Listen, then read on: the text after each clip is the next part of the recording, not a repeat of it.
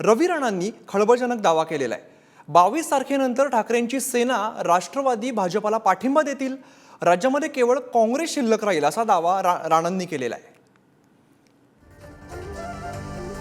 तर रवी राणांचा खळबळजनक दावा आपल्याला बघायला मिळतोय। 22 तारखेनंतर ठाकरेंची सेना राष्ट्रवादी भाजपला पाठिंबा देतील असा दावा त्यांनी केलेला आहे। राज्यात केवळ काँग्रेसच शिल्लक राहील असं सुद्धा राणा म्हणताय। 22 तारखेला जे संपूर्ण देशाचं आस्थाचं स्थान आहे, श्रद्धास्थान आहे, श्री राम भगवंता मंदिराच्या 22 तारखेच्या लोकार्पणानंतर संपूर्ण देशाची परिस्थिती बदलणार आहे। महाराष्ट्रामध्ये जे महाविकास आघाडीचे 3 पक्ष आहेत त्यातले 2 पक्ष राम मंदिराच्या उद्घाटनानंतर आपल्याला मोदीजींसोबत दिसतील।